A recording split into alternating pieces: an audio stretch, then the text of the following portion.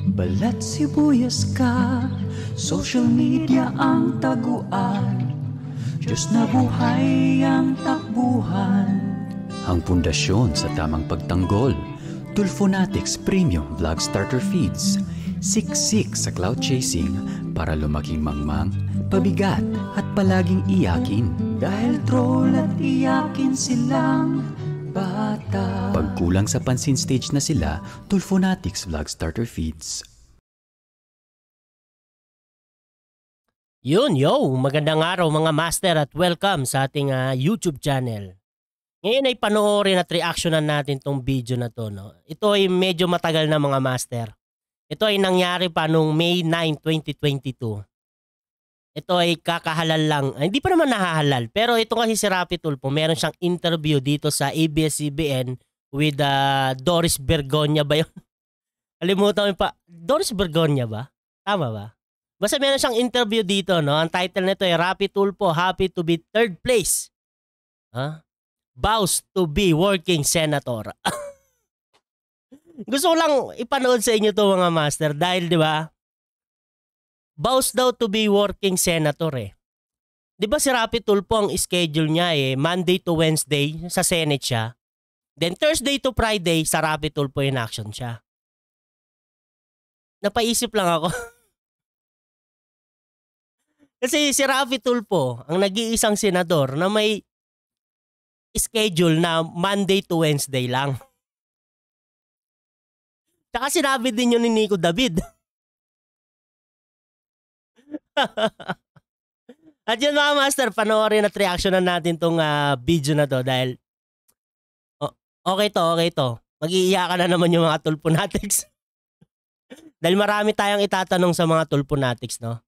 Pero bago tayo magsimula mga master, syempre shoutout sa inyong lahat at nga pala no, bago natin panoorin itong video na to ni Rapi Tulfo, gusto ko lang magpasalamat kay Kayo dahil kinontent niya ako. Kinontent ako ni Kayo at dahil din kay Kayo nalaman ko na kung bakit hindi sumasagot si Nico David sa mga tanong ko. Hindi ko talaga alam to mga master. Talagang wala akong idea kasi nagulat lang din talaga ako itong si Nico David hindi na sumasagot sa mga tanong ko. Sabi ko, ano to aktibo to gumawa ng video Di ba nga, nag-ano pa siya ng kung aakyat ba daw yon? Di ba, kung papatol sa kanya, di ba? Parang makikipag-debate si Nico David, di ba? Parang makikipag-debate. Tapos bigla na lang nanahimik. Hindi ko alam kung bakit. Yun pala, may gantong statement may gantong sinabi si Nico David na hindi ko alam. At salamat kay Kayo. Pinakita ni Kayo. Ngayon alam ko na.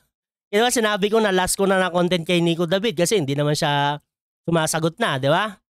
Kasi pinakitaan niya ako ng evidence na si Rapi Tulfo hindi uma-absent, isa lang absent pero nangyari pala yung 2022. Kasi yung mga pinakita ko sa yung ebidensya, di ba? Yung mga pinakita ko kay Nico David na ebidensya na si Rapi Tulfo nandun sa Rapi Tulfo in action ng Monday, Tuesday, tsaka Wednesday nangyari nung 2023. Pero ang pinakita niya lang sa akin na record ni Rapi Tulfo na isang beses lang siya umabsent 2022. Ang galing. At ito pala yung dahilan kaya nanahimik si Nico David. Pakinggan natin. Kaso, so tsaka na lang natin sila patulan ulit. Tapos you destroyed the guy. Ulitin natin konti. Again. Paparinig ko sa'yo ulit Ito. You destroyed the guy. Again. In-advise na lang kami na wag munang pumatol kasi meron pang mga inaasikaso. So tsaka na lang In-advisean pala sila na wag nang daw pumatol. Bakit do? Bakit kaya sila biglang totoo kaya yan? Na wag munang pumatol kasi meron pang mga inaasikaso. So tsaka na lang natin dahil may inaasikaso. Anong inaasikaso? Kaso ba? Sila patulan ulit. Tapos ang hirap kasing debatin ng ayaw sa facts. So Ayaw sa Pax. Butik yan. Yung fax na binigay mo.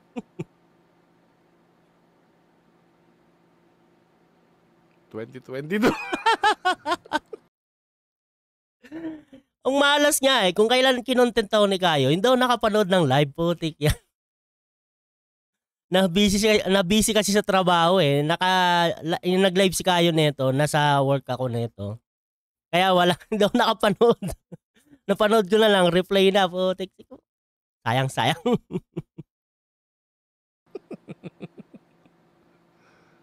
Pero can you deny the fact na nalilate si Rapi Tulfo? Ayan, hindi talaga nila madidinay yan dahil marami tayong video niyan. Ito ang reason niya. Okay?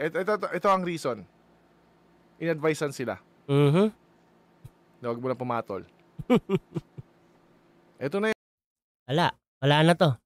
Pag ganyan, hindi na papatol. Pag in-advisean sila ulit, pumatol na kayo. Yan, lalabas ulit yung mga yan. Ito na yun. Ito na yung palusot niya sa'yo. Bakit? Noong una kasi, tinatry niya mambuli. Mm-hmm. Binubuli ka niya. Tama. So hindi umubra. Ngayon, hindi umubra. What facts? This fact.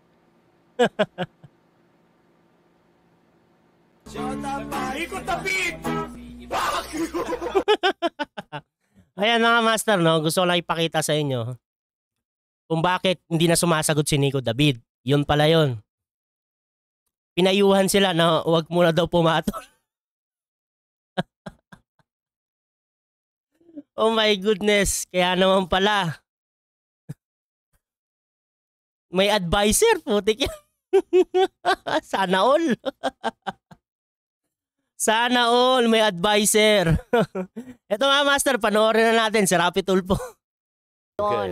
Mr. Tulfo, sir, kung sakasakali po na talagang officially madideklara na po kayo, natanong ko rin kanina kay Robin, ano po ang aasahan ng taong bayan sa isang senador, Rafi Tulfo?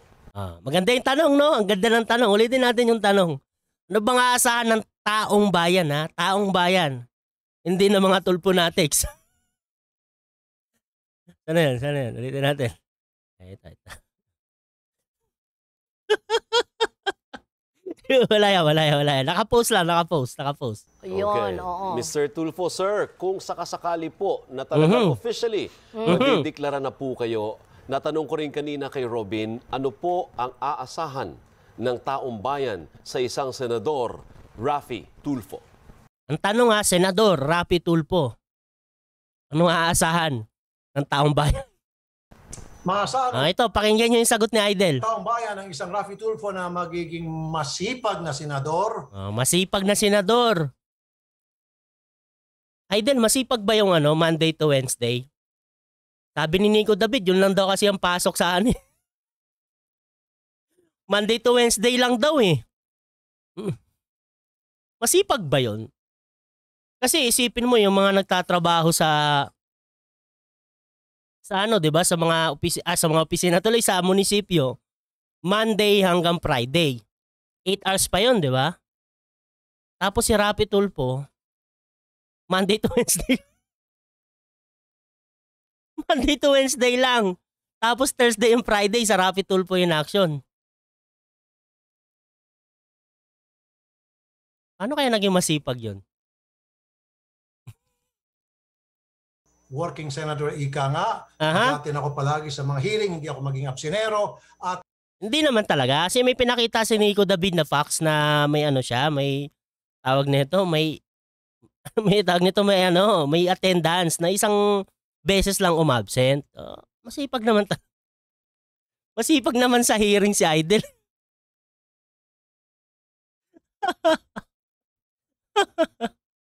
Putik na yun. Putik yan. Working senator ika nga. Agatin ako palagi sa mga hearing, hindi ako maging absenero. At alam namin yan, Rapi Tulfo. Madalas ka sa hearing. Lalo na kung mga viral hearing. Viral na issue yan. Di ka nawawala sa mga hearing na yon. Alam namin yan, Rapi Tulfo. Putik yan. marami ako may ambag sa Senado sapagkat for the past 20 years, marami pa ako napakinggan ng mga problema ng taong bayan at nabibigyan ko. Marami siya napapakinggan na problema ng taong bayan. Pagkat for the past 20 years, marami pa ako napakinggan ng mga problema ng taong bayan at nabibigyan ko solusyon. And kung ako nga po ay naging... Ito ay nangyari no nung May 9, 2022, bali 2023, bali magto 2 years na netong May, no. Ilang batas na ba ang napasa ni Rapi Tulfo? Mga Tulfonatics. Tanong ko lang. Kasi sabi ni Rapi Tulfo, claim niya, marami siyang problemang at marami ako may ambag sa Senado sapagkat for the past 20 years, marami pa ako napakinggan ng mga problema ng taong bayan at nabibigyan ko solusyon. And kung ako nga po ay naging masipag na... Marami daw siyang nagawang solusyon. Ako may ambag sa Senado sapagkat for the past 20 years, marami 20 years pa yun ako napakinggan ng mga problema ng taong bayan at nabibigyan ko solusyon. And kung nagbibigay pala ng solusyon. Marami siya napakinggan ng problema ng taong bayan at nabibigyan niya ng solusyon. Ang tanong mga Tulfonatics, ilang batas na bang napasa ni Rapi Tulfo? Yung reclusion perpetua, hinihintay ko pa rin. Di ba? Yung mga issue na napupunta sa Rapi Tulfo in action, yung mga problema na napupunta sa Rapi Tulfo in action. Ito mga Tulfonatics, no? Tanong sa inyo, di ba paulit-ulit lang yung problema na nangyayari doon na pumupunta doon? Away pamilya, problema sa company, hindi nabibigyan ng tamang pasahod, di ba? Ganun pare-parehas lang, di ba? Paulit-ulit lang, pati scamming, di ba? Pati scamming napupunta rin, di ba, sa Rapi Tulfo in action. Kung sinasabi ni Rapi Tulfo, di ba, na malaki ang maiaambag niya dahil marami siya napapakinggan na problema at nabibigyan niya ng solusyon. Bakit hanggang ngayon, magto 2 years na mga Tulfonatics, paulit-ulit pa rin yung problema? Di ba? Kung nga po ay naging masipag na isang private citizen, ano pa kaya po na ako isang naging masipag na private citizen.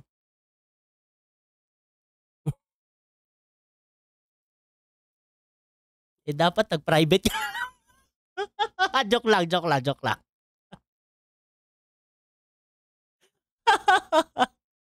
Di ba?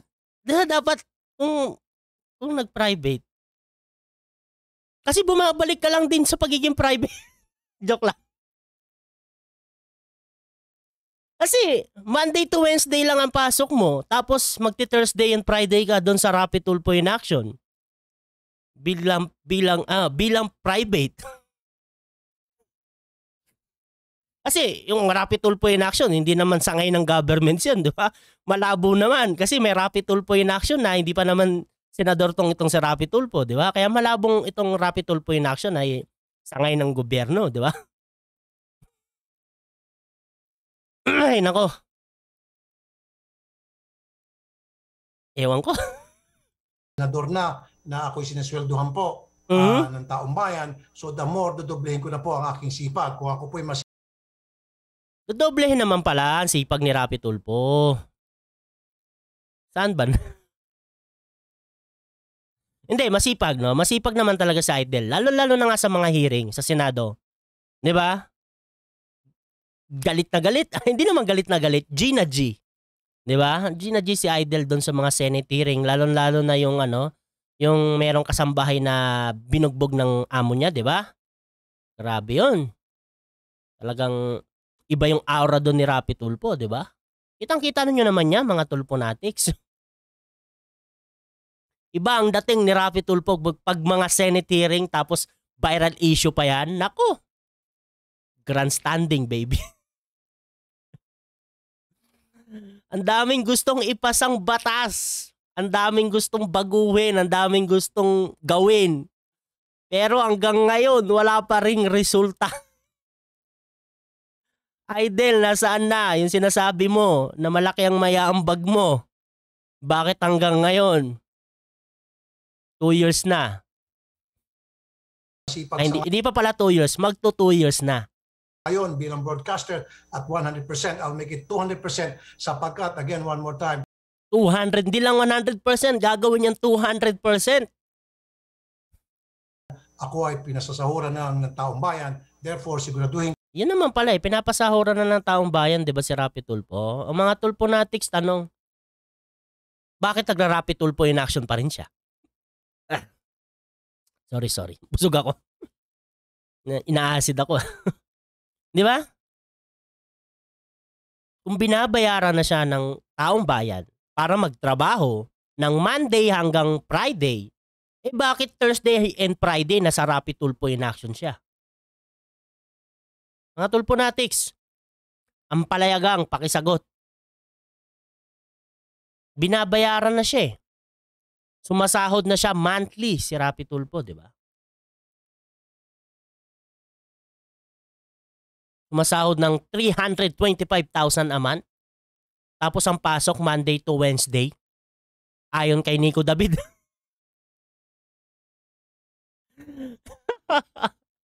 Kaya pala pinayuhan si Nico, no? Alam ko na kung bakit. Ay, nako, Rapi Tulfo. Ewan ko sa'yo. ko na hindi masasayang yung pinapasahod sa akin. Hindi daw masasayang. Pero doon sa Thursday and Friday na pupunta ka sa Rapi Tulfo in action, sa tingin ko nasasayang Si Robin Padilla, partner, federalismo. Alam na niya, malinaw. So lahat Laborers. Manggagawa. Ngay manggagawa. ng mga batas na ipapasa ko ay patungkol sa pagbibigay proteksyon sa mga manggagawa natin na matagal ang inaabuso, nilapasta. Ano ba yung batas na naipasa ni Rapi Tulfo? Yung Magna Carta, di ba? Yung si Ferrer. Pero wala pa sa sa Dole. Dole ba yun? Basta sa mga manggagawa, no? Wala pa. Nilalamangan, kinukupitan ng mga salbahing amo. Kasama na dyan yung mga pagtulong sa ating mga OFWs. Parang yung natatandaan nyo pa ba yung nagchismis si Rapi Tulfo sa Senado? Yung yung patungkol doon sa sa inspector ng Dole ba yon? Correct me if I'm wrong Pero pagkakatanda ko, inspector ng Dole na kung saan pag meron daw mga sumbong sa kanila natutuwa pa sila. Di ba? Pag may sumbong daw sa Dole, sa inspector, di ba? Natutuwa pa sila kasi gusto ng mga inspector na mag-inspeksyon. Pero wala daw nangyayari sa pag-i-inspection dahil ang kinakausap lang daw yung mga matataas na opisyal ng company, tapos paglabas pa daw may dala ng bag. Imbes na solusyonan ni Rapi Tulfo yung problema, nagchismis pa. Nagchismis pa ng hindi maganda, di ba? Pero sabi lang daw sa kanya yon. Chinismis lang din sa kanya, na chinismis niya lang din sa Senado. Magto 2 years na, bakit parang wala nagawang batas si Idol Ay, nako.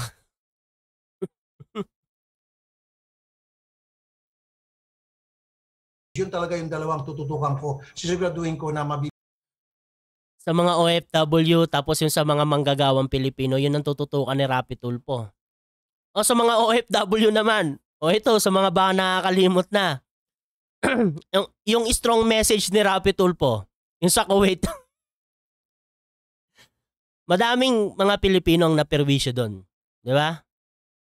Yung nagsara, yung Kuwait, di ba? Ayaw na nila magpapasok doon ng mga manggagawang Pilipino sa bansa nila. Di ba? Dahil sa nangyari. Di ba? Dahil doon yung sa sa yung may Pilipinang pinatay, di ba? Tapos itong mga senador natin ang iingay nung panahon na yon.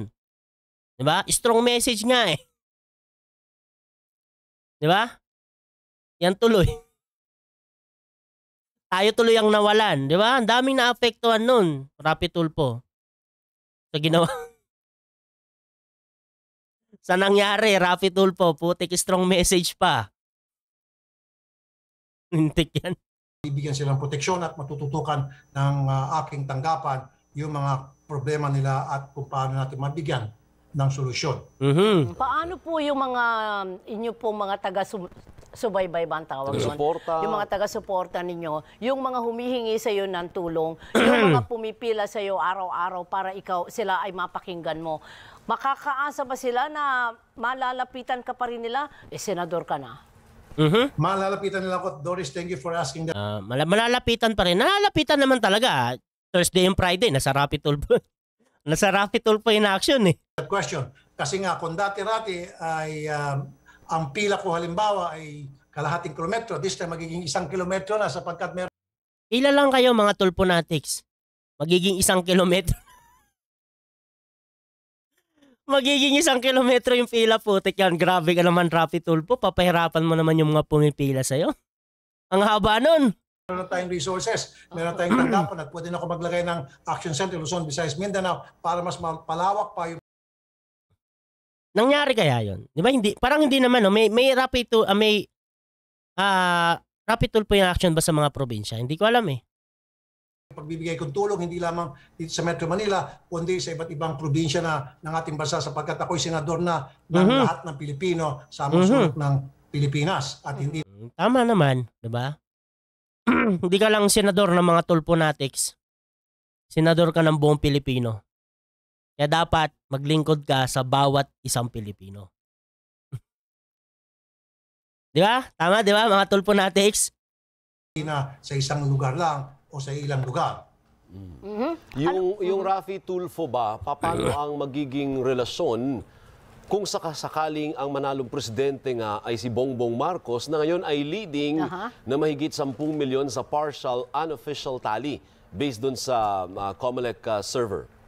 Base sa mga na-monitor kanina, Alvin, maraming nagsasabi ng mga political expert na meron na tayong bagong presidente sa katawan ni BBM at bagong vice presidente na si Sara. Para sa akin, mukhang maganda yung nakikita natin sapagkat first time ata na magkaroon ng presidente at vice president na magkapartido. In this way, hindi na magkakaroon ng bangayan at bantayan kundi pareho na sila magtatrabaho, magtulungan para sa magkaroon ng mga polisiya na mabilis na may sulong. And at the same time, ako bilang independent, susuportahan ko pa rin kung sino yung ibinotong Pangulo ng nakararaming Pilipino. I will fully support. Halimbawa si BBM na, then BBM can expect a 100% support from me. Okay, although I'm independent, pero hindi ako. Tanong mga Tulfonatics, totoo kaya yan? Yung 100% support daw ni Raffy Tulfo kay PBBM. Ako sasanim sa kanyang partido dahil I would like to remain independent sapagkat ang aking loyalty is sa taong bayan pa rin, hindi sa any particular party. Tama naman, tama yan, Idol. Tama yan, di ba? Tama yan. Kaya dapat... wala. Which means na kung may kailangang kontrahin, kukontra ang Raffy Tulfo kung may basihan. Ang daming kinontra ni Raffy Tulfo, di ba? Alam niyo yan, mga Tulfonatics. Alam niyo yan. At may rason na kailangang kontrahin. Sa ngayon, hindi ko isipin yung kukontra. Ang iniisip ko kung paano ako susuporta. Kasi... Hindi naman yung kumontra talaga si Raffy Tulfo sa ano, di ba? Sa kay PBBM. Ang kinokontra niya, yung mga pagdating sa mga senator. Yun yung kinokontra ni Aiden. Hindi dapat ganyan, sir. Iba pala yung tanong, no? Nakonect ko lang. Positive thinker ako eh. I don't think of... Positive thinker daw si Raffy Tulfo. Kontra. Ang iniisip ko kung paano ako susuporta. Kasi positive thinker ako eh. I don't think of I don't go on the positive, on the negative side. More on the positive side.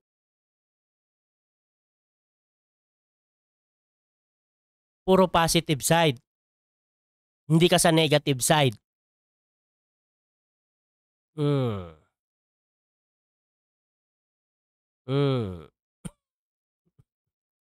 Okay, tuloy natin.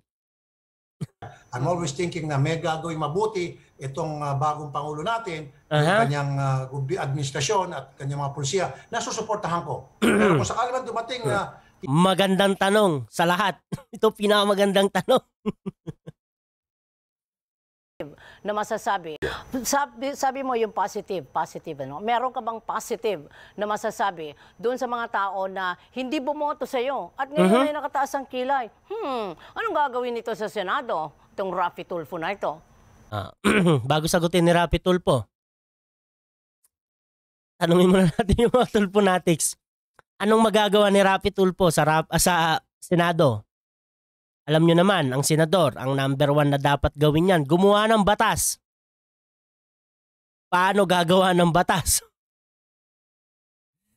Kung siya mismo ayaw sa batas. Galit sa due process, mabagal daw.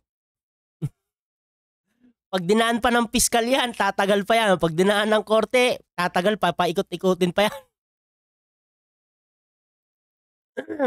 Nubo ko. Ano nga bang magagawa ng Raffy Tulfo sa Senado? Kunyari, hindi ko kilala si Raffy Tulfo. Ano kaya?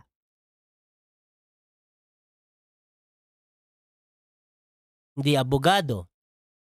Di ba? Hindi siya abogado. At pakinggan na nga lang natin yung sagot ni Hayden. Baka magalit na naman yung kabila eh. Doris, thank you again doon sa katanungan na yan. Well, doon sa magsasabi niyan, nasa kanila na yan. Siguro hindi nila kilala lubusan ang inyong lingkod. Ako. Hindi daw kilala ng lubusan si Raffy Tulfo. Pero doon sa aking mga subscribers na 23 million sa YouTube and 19 million sa Facebook. 23 pa ba yung panahon na yan? Sa aking mga subscribers na kilala lubusan ang inyong lingkod. Ako. Pero doon sa aking mga subscribers na 23 million sa 23 million yung panahon na yan, no? Ngayon, 27 na, di ba? YouTube and 19 million sa Facebook. 19 million sa Facebook. Alam naman nila kung anong nagawa ni Raffy Tulfo for so many years. Alam naman. Yes, bilang hindi senador, alam ko din yan dahil dati akong Tulfonatics. Pero sa Senado, anong magagawa ng Raffy Tulfo? Sabagay, kita naman yung resulta ngayon. O mga Tulfonatics, tanong sa inyo, anong nagawa ni Raffy Tulfo sa Senado sa loob ng mahigit magdadalawang taon? Ay, hindi pala mahigit. Magdadalawang taon pa lang pala. 1 year and 7 months ba? Kasi January, February, March, April, May. 7 months. Mag-8 months. 8 months. Palagay natin 8 months. 1 year and 8 months. Anong nagawa ni Raffy Tulfo sa Senado?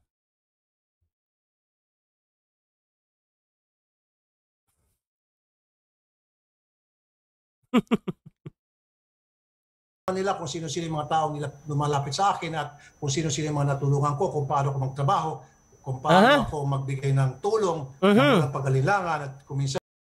Sinasabi ni Raffy Tulfo tulong ha. Pero sa Senado kasi, di ba, alam niyo yan mga Tulfonatics, ang trabaho ng senador gumawa ng batas. Hindi para magtrabaho, kung paano ako magbigay. Hindi naman sa hindi para. Hindi naman sa hindi para, di ba?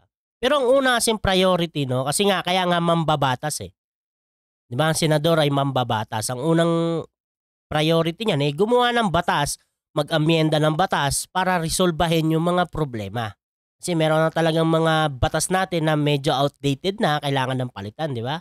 Tsaka meron pa tayong mga kulang na batas na dapat idagdag, di ba? Kaya nga, yun ang priority nila, yung gumawa ng batas. Ng tulong ng walang pag-alilangan at kung minsan ginagamit ko pang sarili kong pera para lamang mabigyan solusyon ng mga problema ng mga taong inilapit sa akin. So, yun ang ano ni Raffy Tulfo, ang tumulong. Okay naman, goods naman ang tumulong, di ba? Goods naman ang tumulong, basta walang camera. Hindi, sa ano pala yun. Ulitin natin. Facebook. Alam naman nila kung anong nagawa ni Raffy Tulfo for so many years. Alam naman nila kung sino-sino yung mga taong nila lumalapit sa akin at kung sino-sino yung mga natulungan ko, kung paano ako magtrabaho, kung paano ako magbigay ng tulong, ng walang pag-alilangan at kuminsan ginagamit ko pang sarili kong pera para lamang mabigyan solusyon ng mga problema ng mga taong inilapit sa akin. So, it's up to them kung tataas ang kila nila dahil bakit ako nanalo. Well, hindi ko sila pwedeng kontrahin dyan. However, doon sa mga bumoto sa akin, maraming Hindi daw ko kontrahin ni Rapi Tulfo.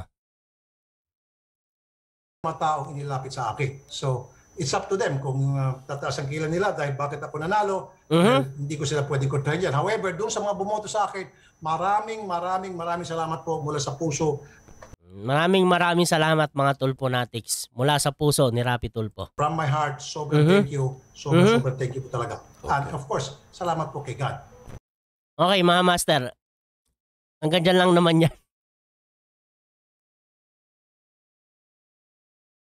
Ito ang tanong, no? Sa loob ng magto 2 years, ano ba yung nagawa ni Rapi Tulfo?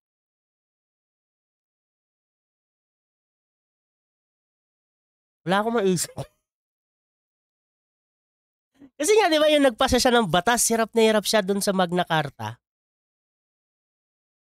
Bilang mambabatas, bilang senador, hindi yung pagtulong. No? Alam natin nga, marami natulungan si Rapi Tulfo. Bigyan na natin kay Idol yan. Di ba? Pero yung paggawa ng batas, kasi nga, senador siya eh. Kasi yung tinakbuhan niya, senador eh. Kasi dapat hindi band-aid solution yung gawin ni Rapi Tulfo. Hindi yung tulong lang ng tulong, bigay ng ganito, bigay ng ganyan. Dapat permanent solution, di ba? Sa permanent solution, sa paggawa ng batas, sa pag-amyenda ng batas, anong nagawa ni Rapi Tulfo? Di ba? Ngayong magto 2 years na siyang senador. Wala talaga ako maisip. Kasi ang lagi ko lang napapanood ay yung paghihiring sa Senado in aid of legislation. Na ang daming sinasabi ni Rapi Tulfo na gagawin niya yung ganto, gagawin niya yung ganyan, mag-aamyenda siya ng ganto, palitan na yung batas na ganyan. Di ba? After noon lahat ng ginawa ni Rapi Tulfo, wala naman nangyari. Wala pang resulta. Hindi naman sa walang nangyari. Ayun na, walang resulta, walang nangyari, walang resulta. Lalong-lalo na yung sa hazing. Yung reclusion perpetua ni Rapi Tulfo, yung kasong reclusion perpetua, wala ring nangyari. Bakit kaya? Yun. My goodness talaga. Mga Tulfonatics, tingnan nyo na yung resulta ng ginawa nyo na pagboto kay Rapi Tulfo bilang senador. Senador hindi bilang Rapi Tulfo, bilang senador Rapi Tulfo. Anong resulta, mga Tulfonatics? Okay ba sa inyo yung resulta? Kasi para sa akin, not negative. Putik yan. Yun mga master, hanggang dito na lang yung video natin at maraming salamat sa nanood ng ating video at ingat po kayo palagi. God bless.